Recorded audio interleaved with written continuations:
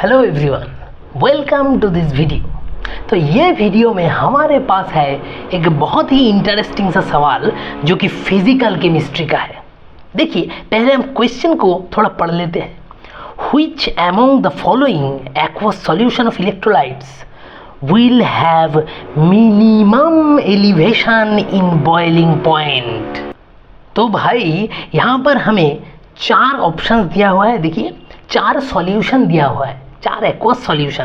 पहला है 0.1 मोल MgSO4, capital M मतलब मोलारिटी, तो 0.1 molar MgSO4। Second is 1 molar NaCl, third is 0.05 molar NaCl and fourth one is 0.1 molar KCl। अब हमें ढूंढना है कि इन 4 सॉल्यूशन में से किसमें minimum elevation in boiling point होगा। मतलब अगर हम हीट करेंगे ये 4 को, तो बॉइलिंग पॉइंट का जो बॉइलिंग पॉइंट बढ़ेगा इसका, तो कौन सा सॉल्यूशन के लिए मिनिमम बढ़ेगा बॉइलिंग पॉइंट, एलिवेशन कम होगा, बॉइलिंग पॉइंट का एलिवेशन किसका कम होगा। तो ये वाला क्वेश्चन को हम कैसे सोचेंगे। देखिए, ये बहुत ही सही वाला क्वेश्चन है, ध्यान से सोचना पड़ेगा।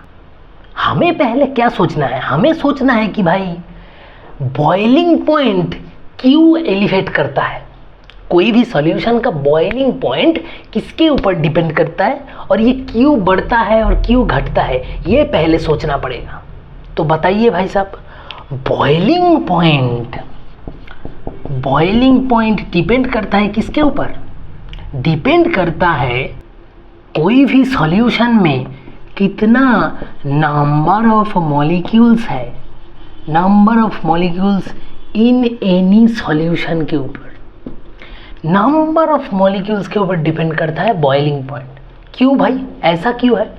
देखिए, जितना ज़्यादा नंबर ऑफ मॉलिक्यूल्स होगा कोई भी सॉल्यूशन में, जितना ज़्यादा नंबर ऑफ मॉलिक्यूल जितना ज़्यादा होगा, उसमें क्या होगा, वो मॉलिक्यूल के बीच में जो अट्रैक्टिव इंटरमॉलिक्यूलर फोर्स है वो उतना ज़्यादा होगा। जितना ज़्यादा मॉलिक्यूल उतना ही ज़्यादा इंटरमॉलिक्यूलर फोर्स, है ना, इंटरमॉलिक्यूलर फोर्स बढ़ जाएगा उतना। और जितना ज़्यादा इंटरमॉलिक्यूलर फोर्स होगा उतना ही ज़्यादा एट्रैक्शन होगा, उतना ही ज़्यादा एट्रैक्शन इन बिटवीन मॉलिक्यूल्स होगा। और उतना ही क्या होगा, बॉइलिंग पॉइंट भी एलिवेट कर जाएगा, उतना ही होगा एलिवेशन इन बीपी।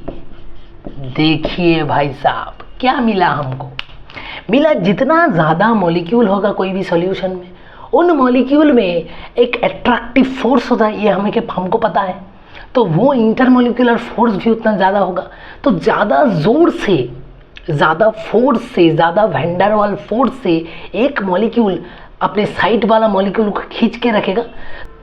तो एज अ होल सोचिए, पूरा जो सॉल्यूशन है उसके इंटरमॉलिक्यूलर फोर्स बढ़ जाएगा।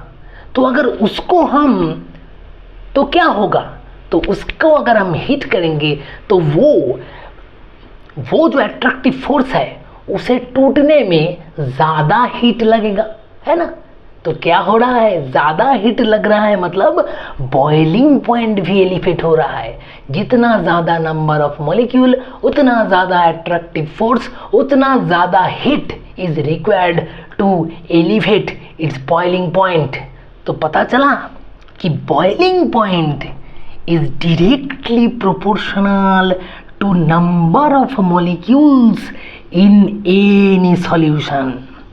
ये idea is very important to solve this problem. ये प्रॉब्लम को सॉल्व करने के लिए आपको ये आइडिया समझना बहुत ही ज़रूरी है।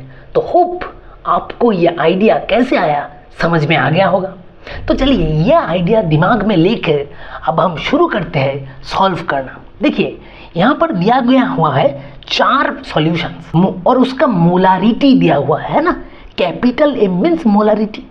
अब वहाँ से हमें ये पता करना है कि कौन सा सॉल्यूशन में ज़्यादा नंबर ऑफ मॉलिक्यूल्स है। जिसमें ज़्यादा मॉलिक्यूल्स होगा उसका एलिवेशन इन बीपी ज़्यादा होगा, और जिसमें कम मॉलिक्यूल्स होगा, सबसे कम मॉलिक्यूल जो भी सॉल्यूशन में होगा उसका होगा लोएस्ट होगा, है minimum elevation in boiling point होगा उसका, इसका मॉलिक्यूल सबसे कम होगा। तो चलिए देख लेते हैं एक एक सॉल्यूशन। तो देखिए पहले है 0.1 मोल MgSO4। अब 0.1 मोलारिटी है MgSO4 का। तो मोलारिटी मतलब क्या? M मतलब मोलारिटी, मतलब number of moles of solute, है ना, इन 1 लीटर ऑफ सॉल्यूशन। ये है हमारा मोलारिटी का मतलब। तो MgSO4 को जब हम सॉल्यूशन में देंगे तब वो कौन कौन सा आयंस में टूट जाएगा बताइए? वो हो जाएगा Mg2 प्लस SO4 2-। तो हमें पता है भाई MgSO4 का कितना मोलारिटी है? 0.1 है मोलारिटी।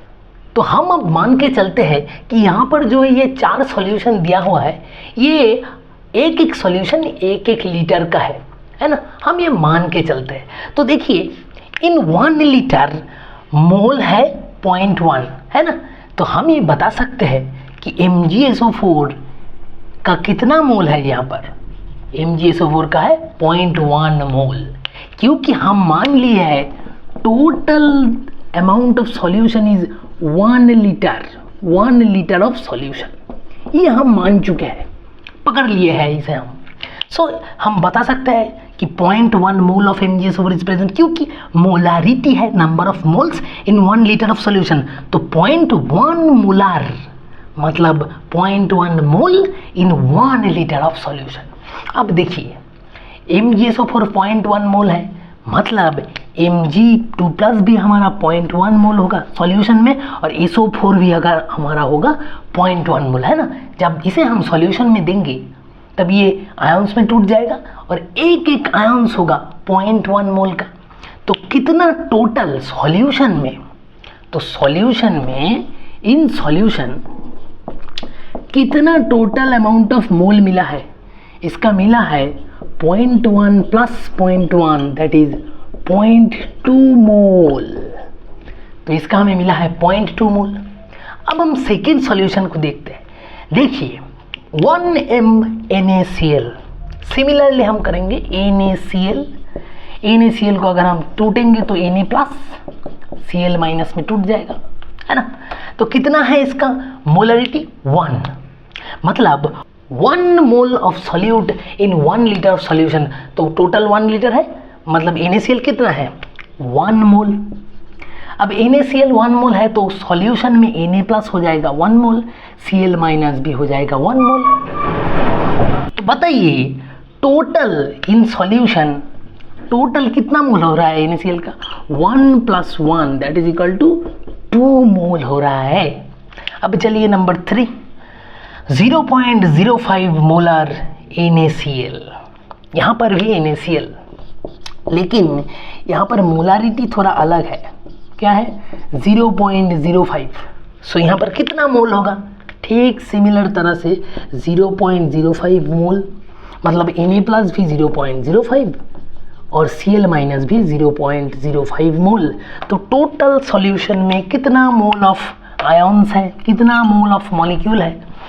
0.05 प्लस 0.05 तो आएगा 0.1 मोल। अब लास्ट वाला सॉल्यूशन देखिए, ये है हमारा 0.1 मोलर KCl। तो KCl किस किस में टूटेगा? KCl टूटेगा K plus and Cl minus में। तो कितना मोल है ये? 0.1, मतलब 0.1 mole of KCl। So 0.1 mole of K plus 0.1 mole of Cl minus. तो टोटल कितना होगा? टोटल होगा 0.1 plus 0.1 that is 0.2 mole of KCl in aqua solution. तो ये हम बहुत कुछ कर चुके। अब यहाँ से हमें आंसर ढूंढना है ना। तो देखिए हमसे पूछा गया था कि which solution will have minimum elevation in boiling point। तो हमें पता है कि boiling point is directly proportional to number of molecules in any solution। तो minimum boiling point मतलब minimum number of molecules in any solution, है ना। तो हमें बताइए आप एक चीज़ कि ये जो 4 सॉल्यूशन हमें मिला है, इन 4 में हमें मोल मिल गया।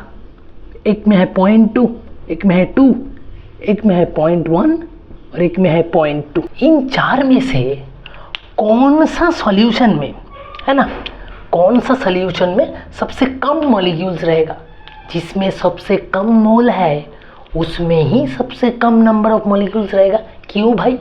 क्योंकि हमें पता है एवोगाड्रो नंबर के बारे में। क्या था Avogadro number? In case of any compound element the total number of atoms और molecules in 1 mole is constant. कोई भी कंपाउंड और कोई भी एलिमेंट के लिए 1 मोल में कितना एटम रहेगा, कितना मॉलिक्यूल रहेगा, वो कांस्टेंट है। एवोगाड्रो नंबर था हमारा 6.022 × 10⁻23। This was our Avogadro number. तो एक मोल में जो भी सॉल्यूशन जो भी हो, एक मोल में है इतना मॉलिक्यूल्स। सो जितना ज़्यादा मोल होगा उतना ज़्यादा ही मॉलिक्यूल नंबर होगा।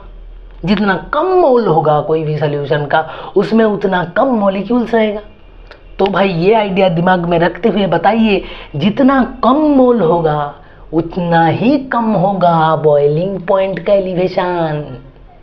आ गया समझ में? अब बच्चों जैसी बात होगी। देखिए नंबर 3 को देखिए। नंबर 3 जो है सॉल्यूशन, ये वाला NaCl का सॉल्यूशन, इसमें 0.1 मोल है। So this is the minimum mole. ये सॉल्यूशन में सबसे कम मोल है। दैट मीन्स इस सॉल्यूशन में नंबर ऑफ मॉलिक्यूल भी सबसे कम है। दैट मीन्स इस सॉल्यूशन में, ये 3rd सॉल्यूशन में ही सबसे lowest elevation in boiling point होगा। तो ये था हमारा आंसर। तो our answer will be option 3।